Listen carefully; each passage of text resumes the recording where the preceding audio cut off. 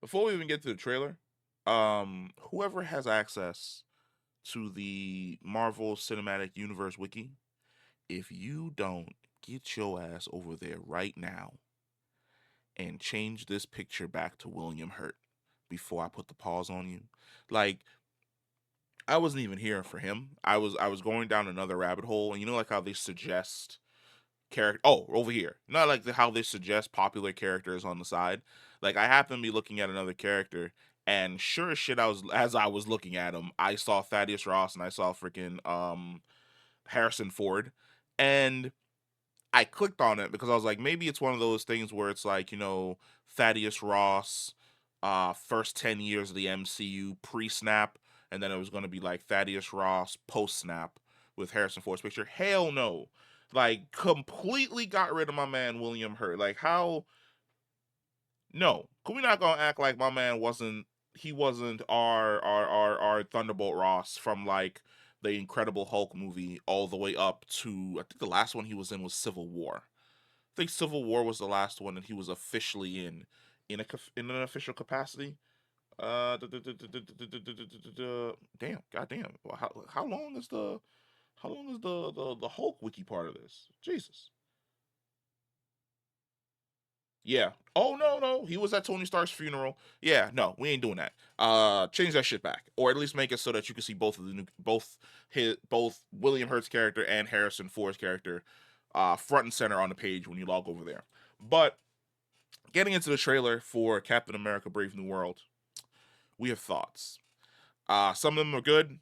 Some of them might be a wee bit controversial or complaining. I don't really feel as though it's complaining, but there are definitely worries that we have in regards to this movie. Number one, I love the feel of this trailer. This trailer feels like Captain America: The Winter Soldier, and I think that that's a great decision for Sam Wilson's first Captain America movie.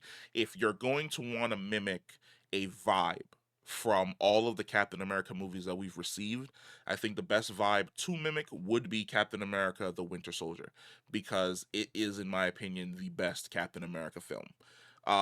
Having Harrison Ford essentially play Thaddeus Ross, having some type of espionage soldier, a spy murder thriller thing going on.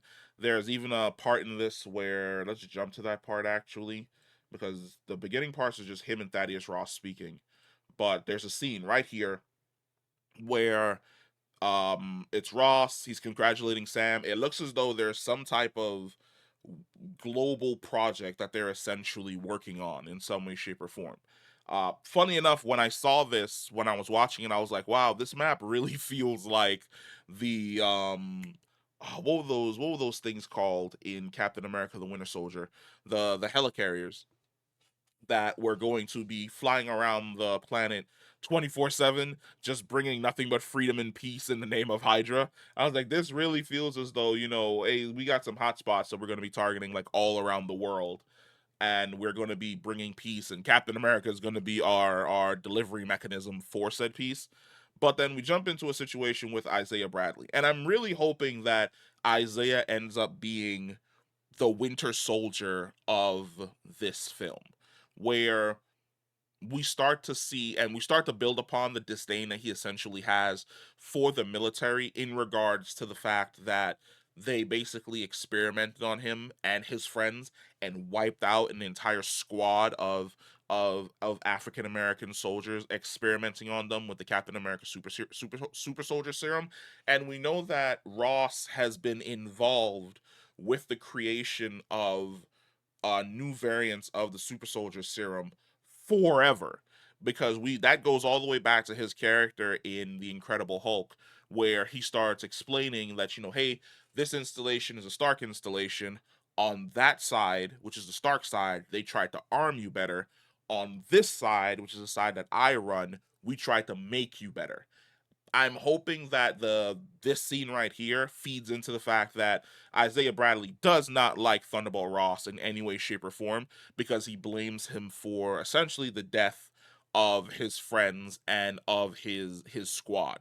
And I'm hoping that the movie is essentially working and building its structure around that dynamic of Sam Wilson's Captain America essentially coming to the realizations that there are some super harsh and dark truths that are being hidden from the public, and Loki kind of sort of hidden by from him, about the types of things that the American government is essentially willing to do, that kind of feels a wee bit Hydra-esque.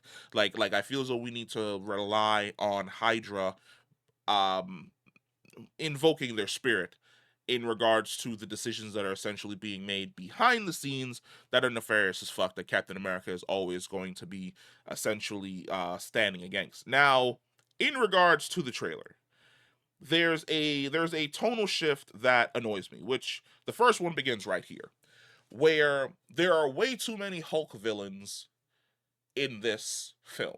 Like if Thaddeus was, and I'm really hoping that he does not turn into the Red Hulk until the end of the movie. But if Thaddeus was, and I say that because I feel as though the best way to do it is to not make my man Sam like run the ones with Red Hulk right off bat in the beginning, because that kind of instantaneously kills his momentum. Watching him get absolutely fucking sauced within the first 15 minutes of this film. But you've got the leader. Why wasn't he saved for a Hulk film?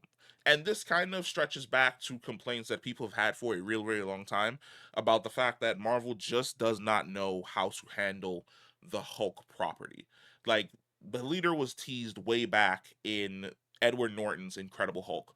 Haven't seen him for 12 fucking years, however long it's been. And all of a sudden, it's probably been more than 12 years. Holy hell. Hold on, hold on, hold on, hold on, hold on, hold on. Hold on. Edward Norton, Incredible Hulk. When did that film come out? That film came out in 2008. It has been, what are we looking at here? 16 years?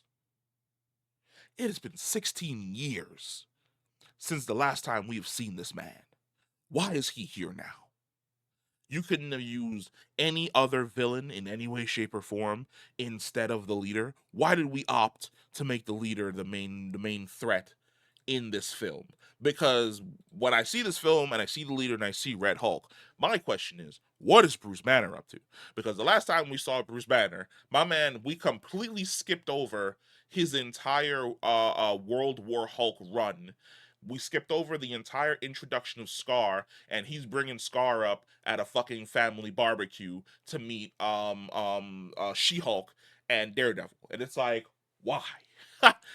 Why? Like, why do we keep skipping over these Hulk stories? For what reason?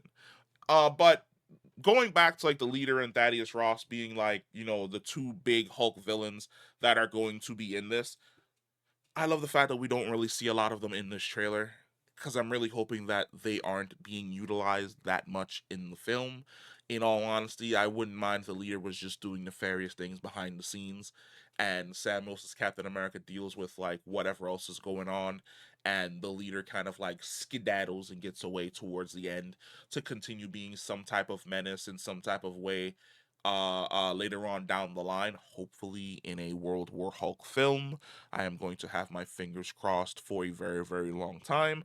But this film is a missed opportunity, in my opinion. Like, for instance, right here. Do you want to know who these two people should be? These two people should be Bucky Barnes and Yelena Yelena Bucka. God damn, what the hell do you pronounce her last name? Hold on, hold on, hold on, hold on, hold on. Hold on. Hold on. Hold on. Belova. God damn. How did I mess that up that bad? It's crazy out here. It's diabolical work. But these two characters should be Bucky Barnes and Yelena.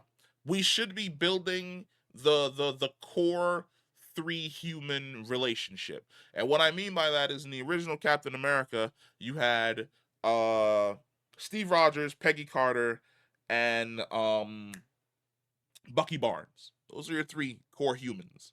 In Captain America: The Winter Soldier, you had Steve Rogers, um, Black Widow, Natasha Romanoff, and you had Bucky Barnes again. But then you also had the addition of Sam Wilson and a few other characters that are introduced in The Winter Soldier. Civil War, once again, you had the entire Avengers roster, but your core three were Iron Man, Bucky Barnes, Steve Rogers. This film really should be the film that, in my opinion, took Sam Wilson's character, Bucky Barnes's character, and Yelena's character, and introduces Yelena to the group of these two chaotic fucking friends and builds them as like the core human trio, the same way we kind of had the core human trio with the original run. The idea that we're not getting that Yelena and Bucky and Sam relationship now, but we have to wait down the line for Yelena and Bucky to team up in the Thunderbolts is kind of more or less a missed opportunity, in my opinion. It would have been a whole lot better to have them here in this film working with Sam. And also, like, anytime Sam Wilson and Bucky Barnes are on screen together, it's absolutely gold because both of the actors know how to play off of each other fantastically. But that's basically it. Like, other than that, I fucking love this trailer. I have no idea who Giancarlo Esposito's character is, and I don't care to find out. Um, for the most part, I've been trying to stay away from spoilers in every way, shape, and form. IGN had a fucking diabolical article up earlier today talking about we watched the first 30 minutes of Deadpool. Here's 35 Easter eggs that you're going to be seeing when you get in there. No, buddy. I am what, a week and a half? Are we a week and a half away from Deadpool? There's no way in hell I'm allowing you to ruin the first 30 minutes of this fucking film for me. And I'm really not going to be following any type of spoilers for this film unless it's like literally thrown in my face. And I've been doing a pretty good job avoiding the hell out of all of the spoilers that would, for the most part, ruin these films for me. And another thing that we end up seeing is we end up seeing Tiamat, which is like right here, which is wild. Why are we here? What exactly are we looking for? Who knows? This is the first time Tiamat's been mentioned or seen since the end of Eternal. Are we getting an Eternals 2? No, we're not, which absolutely fucking upsets me in every way, shape, and form. But where we will see, because I definitely know that there's a shot of. Where's the shot of Captain America and the new Falcon? I know there's definitely a shot of the both of them flying, which looks super dope. Is it a little bit after this? Gets left behind. Cap, cap, cap, cap. Nope. Still with the wing. Right there. For like half a second in the frame. So we've got Sam Wilson's Captain America, and we've got Homeboy, who was introduced in Falcon and the Winter Soldier as the new Falcon, which is going to be like his number two guy. Once again, I don't mind this. I don't mind this at all. But that core relationship I was looking for between Sam Wilson, Bucky Barnes, and Yelena, I need it. And the fact that it's not here in Sam Wilson's first outing as Captain America, it aggravates my soul to a certain degree. Like, that would be the equivalent of going to go watch Captain America the Winter Soldier, and the core relationship dynamic is Steve Rogers and Sam Wilson, instead of having the core relationships dynamic be Steve Rogers, Natasha Romanoff, and Bucky Barnes themselves. And then, of course, like towards the end of the film, like anything that Marvel releases in order to tease folks, we got snippets of Red Hulk. He looks absolutely fantastic. Dude looks fucking massive. I'm kind of hoping that the design that they go for in regards to his character, uh, best looking Hulk design would be, in my opinion, Thor Ragnarok's Hulk design. I think Thor Ragnarok's Hulk design is fucking fantastic. If they decide to go a little bit more bulky, I would say that the best Hulk design would then be the version of him from which one was that? That was Avengers Age of Ultron, which was a little bit more bulky and massive than the one in Thor Ragnarok, who was a little bit more lean and cut. But I think the design looks fucking good, and like I said, I feel as though this right here better happen within like the last 15 minutes of the film, where Sam shows up to probably arrest Thaddeus Ross, or he shows up to try and flex on Thaddeus Ross, and he lobs that fucking shield, and he goes full Red Hulk and throws that shit into the ground, and this is how the film ends. Like, because there's no way you're gonna have this character show up early on in the film and run around doing diabolical shit and beat the shit out of Sam, and then expect Sam to beat him in some way, shape, or form before the end of this film. Because the only way this motherfucker is going to survive is if Isaiah Bradley decides to give Sam Wilson a fucking blood transfusion, which turns him into a super soldier as well. But yeah, let me know what you guys think about Captain America Brave New World. Comment down below, let me know, and I'll catch you in the next one. Peace.